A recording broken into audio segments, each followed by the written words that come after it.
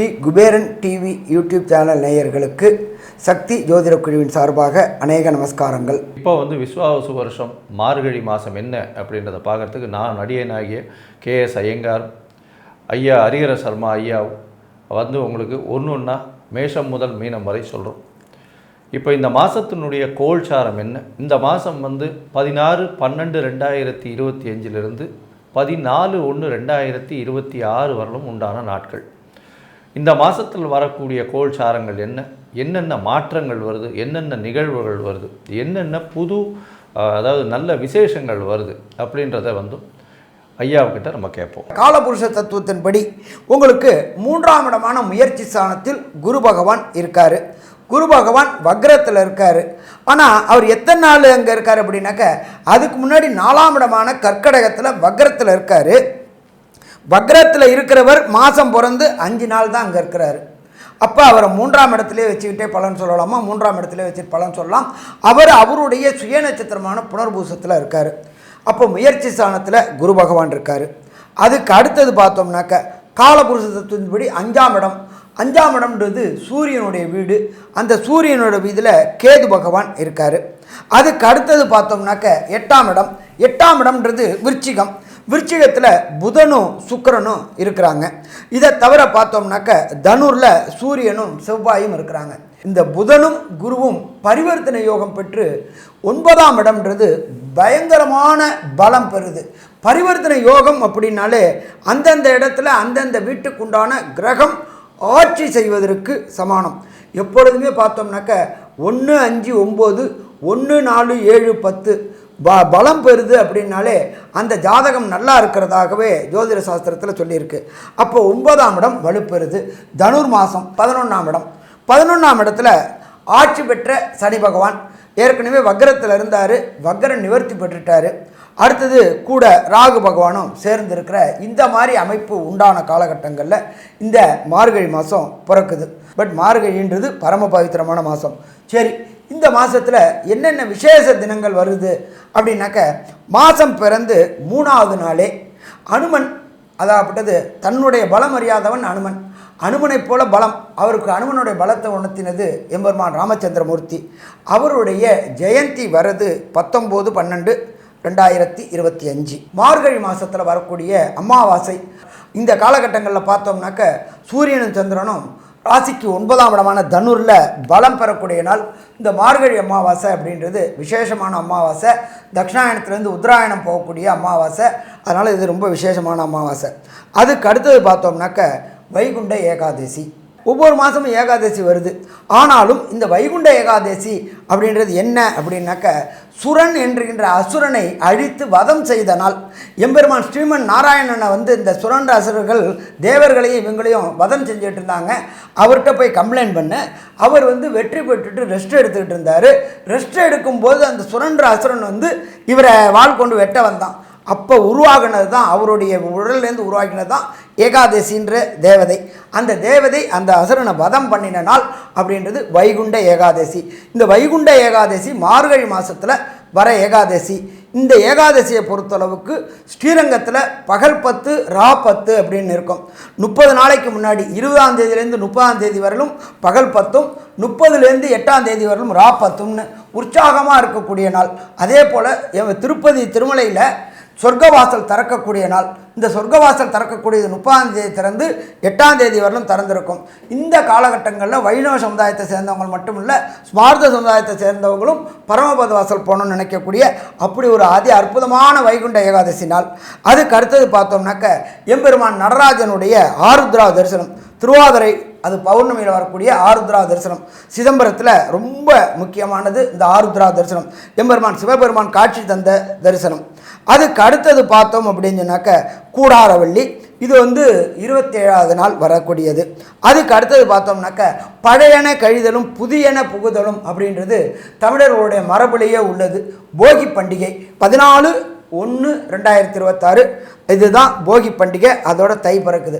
So இப்படி ஏற்பட்ட வசந்த பரம பவித்திரமான மார்கழி மாதத்தில் ஒவ்வொரு ராசிக்கும் எப்படி எப்படி இருக்குன்னு பார்க்கலாமா? அன்பார்ந்த கன்னியா ராசி அன்பர்களே, உங்களுக்கு இந்த மார்கழி மாதம் எப்படி இருக்குன்னு பார்க்கலாமா? மார்கழி அப்படின்னாலே எம்பெருமான் நாராயணனுக்கு உகந்த மாதம்.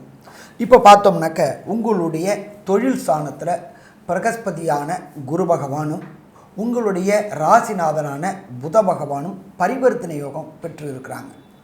உடல் நலத்தில் கடந்த காலகட்டங்களில் கேது பகவான் இருந்ததுனால உடல் நலத்தில் கோளாறுகள் இருந்துகிட்டு இருந்துச்சு. அப்படி இருந்த கேது பகவானும் உங்களுக்கு ராசிக்கு 12ல் போயிட்டார்.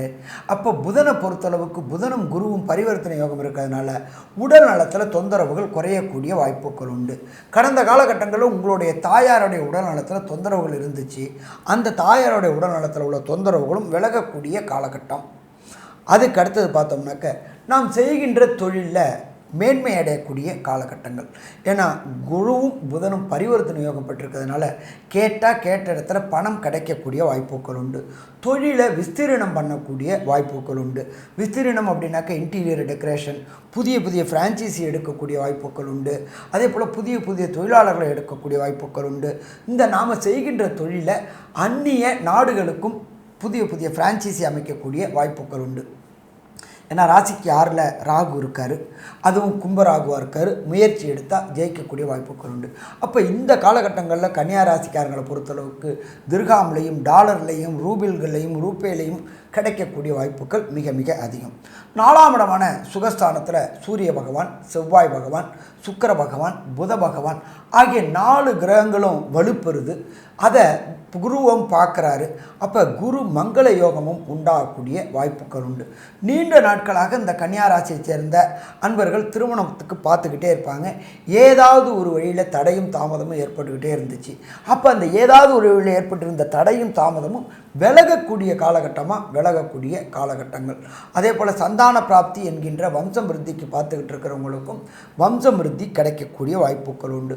குலதெய்வ வழிபாடு செய்யணும் அப்படின்னு நினச்சிக்கிட்டு இருந்த கன்னியாராசி என்பவர்களுக்கு கடந்த காலகட்டங்களில் வழிபாடு செய்கிறதுக்கான கால நேர அவகாசம் கிடைக்கல.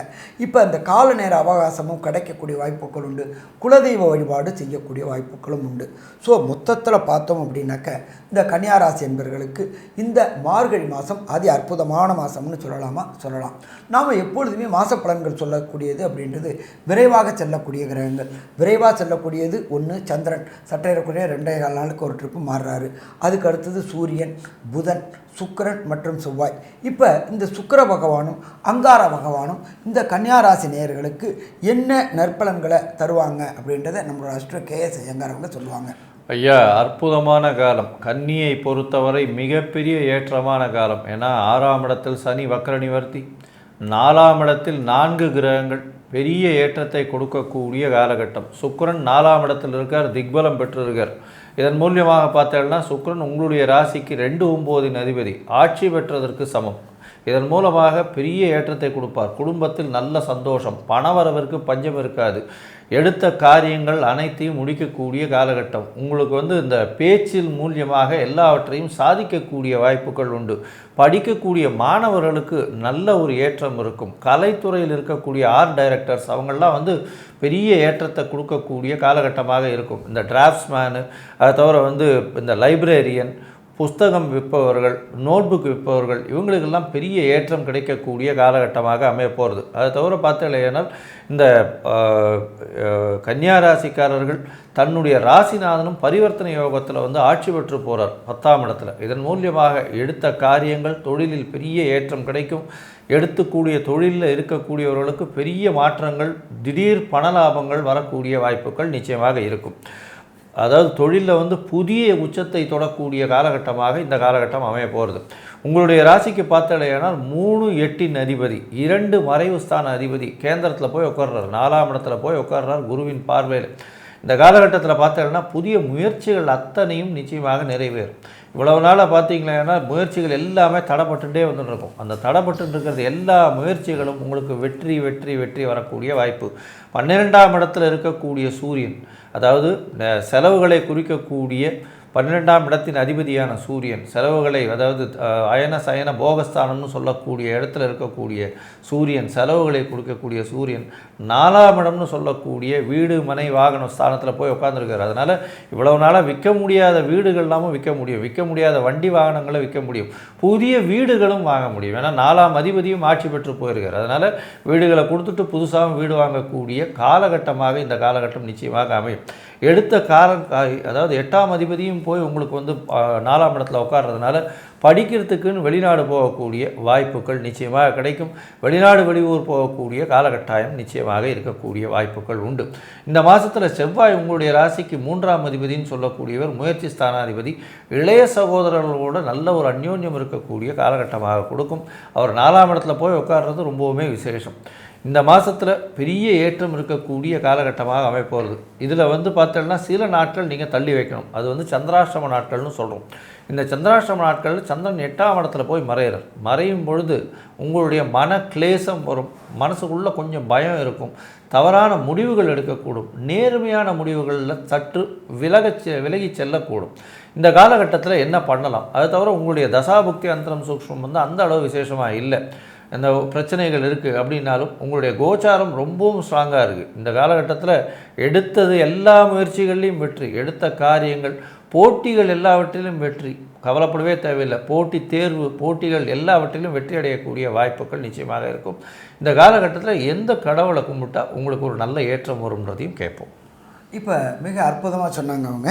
இப்போ சந்திராஷ்டம தினங்கள் அப்படின்றது கன்னியாராசிக்காரங்களை பொறுத்தளவுக்கு 28/12/2025 மற்றும் 29/12/2025, 30/12/2025 மற்றும் 31/12/2025.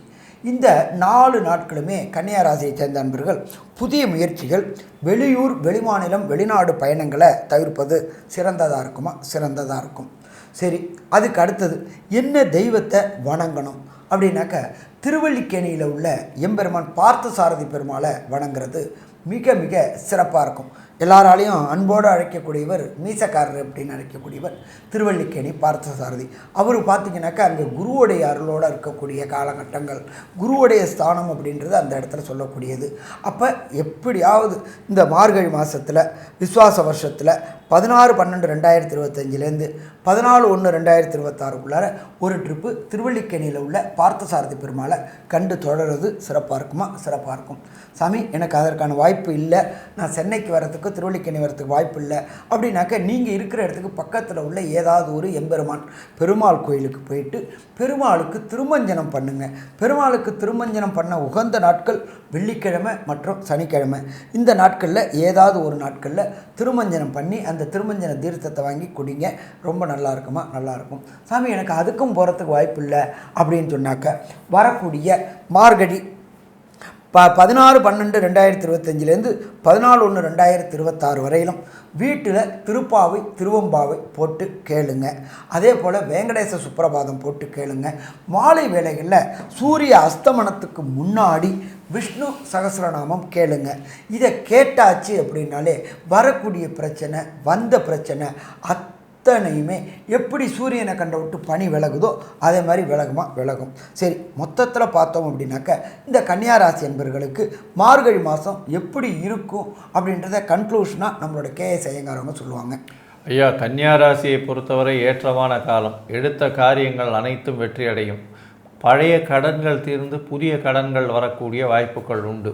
போட்டிகளில் வெற்றி பெறக்கூடிய வாய்ப்பு, போட்டி தேர்வில் வெற்றி பெறக்கூடிய வாய்ப்பு, படிக்கக்கூடிய மாணவர்களுக்கு பெரிய ஏற்றம் கிடைக்கும். புதிய வீடு மனை வாங்கக்கூடிய பாக்கியமும் பழைய வீட்டை விலைக்கு விற்கக்கூடிய பாக்கியமும் இந்த காலகட்டத்தில் நிச்சயமாக நடக்கும். தொழிலில் பெரிய மாறுதல் ஏற்படும். தொழிலில் பெரிய மாற்றங்கள் வரும். அபரிமிதமான லாபங்கள் வரக்கூடிய வாய்ப்பு. அதுவும் ஐடி செக்டரில் இருக்கிறவங்க, ஷேர் மார்க்கெட்டில் இருக்கிறவங்களுக்கெல்லாம் பெரிய ஏற்றம் இருக்கக்கூடிய வாய்ப்புகள் உண்டு. கேமரா பிஹைண்ட் த ஸ்க்ரீன்னு சொல்லக்கூடிய கேமராமேன், அதை தவிர ஆர்ட் டைரக்டர்ஸ், இவங்களுக்கெல்லாம் பெரிய மாற்றங்கள் இருக்கக்கூடிய வாய்ப்பு. புதுசாக அவங்களுக்கு அக்ரிமெண்ட் சைன் ஆகக்கூடிய, புதுசாக அவங்களுக்கு கால் ஷீட்ஸ் வரக்கூடிய வாய்ப்புகள் நிச்சயமாக இருக்கும். அதாவது இந்த பாட்டு பாடக்கூடியவர்கள், அதுவும் வந்து இன்ஸ்ட்ருமெண்டல் மியூசிக் வாசிக்கக்கூடியவர்களுக்கெல்லாம் ரொம்பவும் அதிகமான ஏற்றம் இருக்கக்கூடிய காலகட்டமாக அமைய போகிறது. உடல் நலத்தில் நல்ல ஒரு ஏற்றம் இருக்கும். அதை தவிர பார்த்தீங்கன்னா உங்களுடைய ராசிக்கு குடும்பத்தில் சந்தோஷம் நிலவும். தந்தையின் உடல்நிலையில் நல்ல ஒரு ஏற்றம் இருக்கக்கூடிய வாய்ப்பு, தாயின் உடல்நிலையில் நல்ல ஒரு ஏற்றம் இருக்கக்கூடிய வாய்ப்புகள் அமையும். புதிய வேலை, புதிய பொருளாதாரம் அமையக்கூடிய வாய்ப்புகள் உண்டு. வேலையில் ஏற்றம் மாற்றம் கிடைக்கக்கூடிய வாய்ப்புகள் நிச்சயமாக உண்டு. பொதுவாகவே இந்த கன்னியா ராசிக்காரர்கள், புதனுடைய ராசிக்காரர்கள், அவர்கள் வந்து ஹயக்ரீவரை வழிபடணும். ஹயக்ரீவர் அதாவது ஆதிசேஷ லக்ஷ்மி ஹயக்ரீவர்னு இருக்கார். அவரை போய் வழிபட்டு வாங்க. திருச்சிக்கு பக்கத்தில் லால்குடி பக்கத்தில் இருக்கார். போய் வழிபட்டுட்டு வாங்க. ஒரு தரமாவது போயிட்டு வாங்க. இந்த மாதத்தில் உங்களுக்கு எல்லா விதமான ஏற்றமும் பெரிய மாற்றம் உங்கள் வாழ்வில் நிச்சயமாக வரும் அப்படின்னு இந்த சக்தி ஜோதிட குழு சொல்லுது. நன்றி, நமஸ்காரம். ஸ்ரீ குபேரன் டிவியை பார்த்தமைக்கு நன்றிகள். மேலும் இது போன்ற தகவல்களை தெரிந்து கொள்ள ஸ்ரீ குபேரன் டிவியை சப்ஸ்கிரைப் செய்யுங்கள். மறக்காமல் பெல் ஐக்கானை கிளிக் செய்யுங்கள்.